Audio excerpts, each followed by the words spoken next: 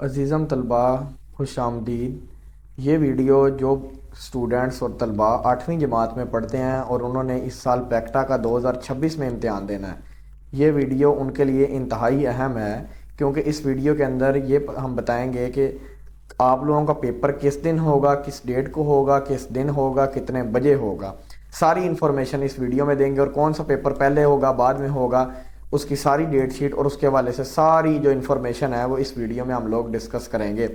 तो आप लोग इसको गौर से सुने और इसके हवाले से अपनी तैयारी का प्लान डिसाइड करें कि आप लोगों ने किस तरह कौन से सब्जेक्ट को पहले रखना है, किसको बाद में, उसके अंदर कितनी छुट्टियाँ आएंगी, उसके हवाले से अपनी तैयारी को शुरू रखें। और हमारे चैनल के ऊपर मुख्तलिफ 8वीं जमात की प्ले लिस्ट बनी हुई है, प्ले लिस्ट में जाके 8th पैक्टा 2026 वाली देखें तो आप लोगों को निकल आएगी हर चीज़ के MCQs वगैरह और शॉर्ट क्वेश्चन, लॉन्ग क्वेश्चन, सारा कुछ हमने डिस्कस किया हुआ है। तो उसको अच्छी से देखें, अच्छी तरह देखें। तो पैक्टा जो कि कंडक्ट करवाने के लिए इन्होंने नया बनाया है बोर्ड, जिसको Punjab education curriculum training and assessment authority कहते हैं हम लोग, जो लाहौर में बनाई गई है। तो अब उसने ये नोटिफिकेशन निकाला है डेट शीट के हवाले से। तो सबसे पहला पेपर जो है वो मार्च में होगा और 9 तारीख को होगा। सबसे पहला पर्चा ही मैथ का है, तो अच्छी बात है कि आप लोग शुरू में ही इसकी तैयारी रखें। तो मैथ के अंदर काफ़ी ज़्यादा एक्सरसाइजेज हैं और उनको बार बार हल करना पड़ता है, तो इसलिए अच्छी बात है शुरू में ही पहला पेपर आ गया ताकि ज़्यादा टाइम ना यूज़ हो। और ये पेपर का जो वक्त है वो 9 बजे से लेके 12 बजे तक रखा गया। 3 घंटे का आप लोगों का पेपर होगा, जिसके अंदर आप लोगों को पता है कि 40 नंबर आपके MCQs बेस्ड होते हैं और बाकी के जो 60 मार्क्स हैं वो होते हैं आपके पास लॉन्ग क्वेश्चन और शॉर्ट क्वेश्चन की बेस पे, जो 3 नंबर और 5 नंबर 6 नंबर के हिसाब से होते हैं। 5 नंबर का आई थिंक होता है लॉन्ग, या 10 नंबर का होता है, कोई पार्ट्स बने होते हैं A B। उसके बाद दूसरा पेपर नेक्स्ट डे होगा। पहला पेपर था मंडे वाले दिन, सोमवार वाले दिन, उसके अगला है ट्यूसडे वाले दिन, मंगल वाले दिन यानी कि।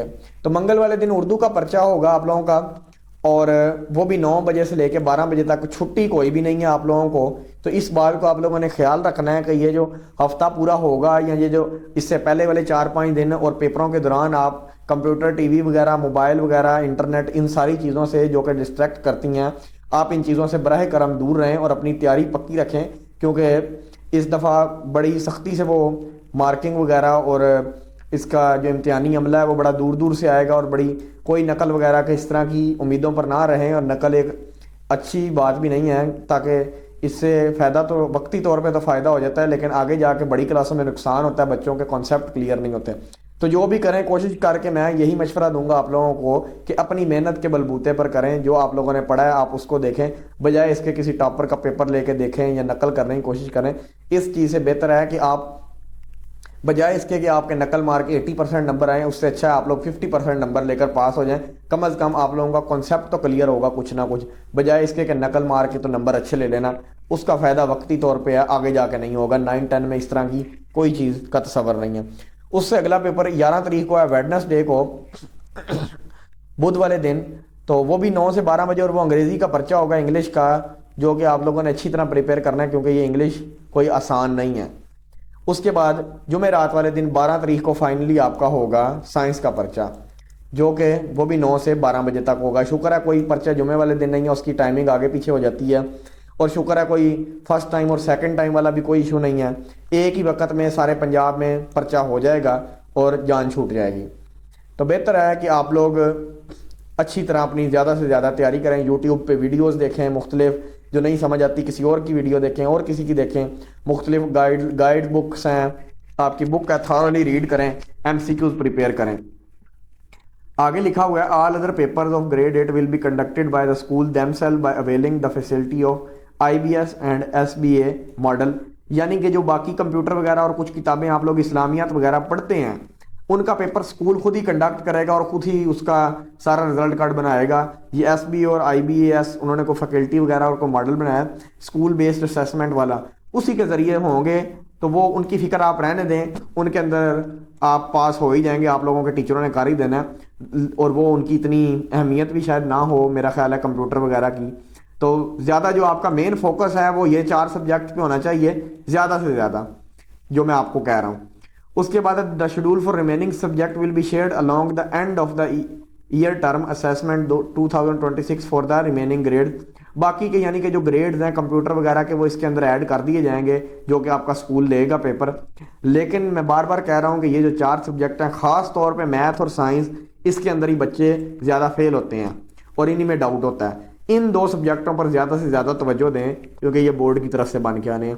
और वहाँ पे नकल भी इतनी इजी नहीं होती क्योंकि उनके 4 वर्जन होते हैं। आपका पेपर और है, आपके पीछे वाले का और है, उससे पीछे वाले का और है, उससे पीछे वाले का और है, और फिर जाके कोई आपका उसके साथ मिलेगा 5वें बच्चे के साथ। तो ज़रा नकल भी करनी है तो अकल के साथ करनी है, इस चीज़ को भी मद्देनज़र रखें।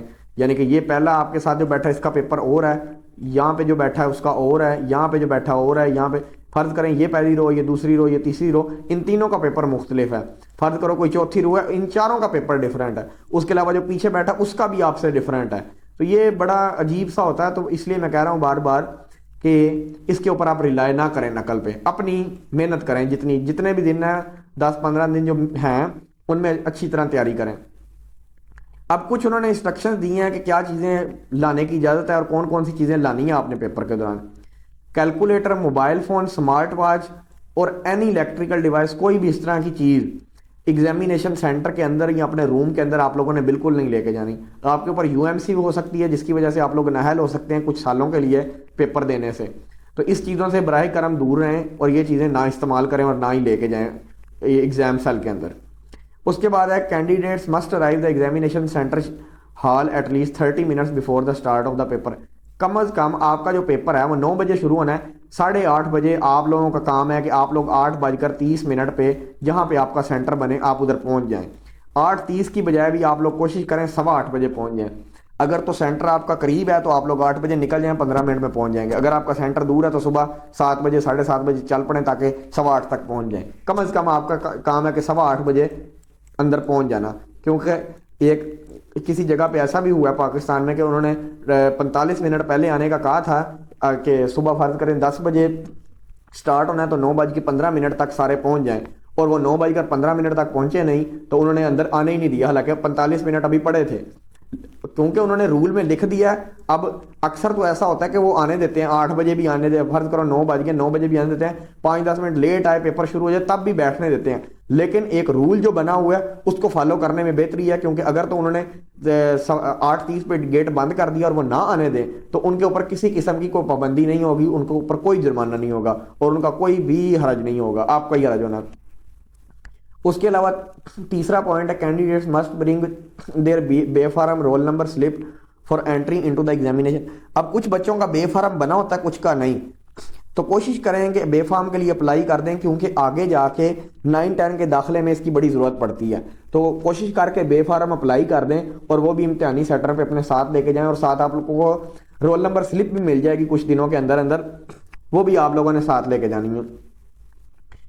उसके अलावा एक और चीज़ जो बड़ी इंपॉर्टेंट है, आप लोगों ने ब्लू या ब्लैक बॉल पॉइंट लेके जानी है या पेन।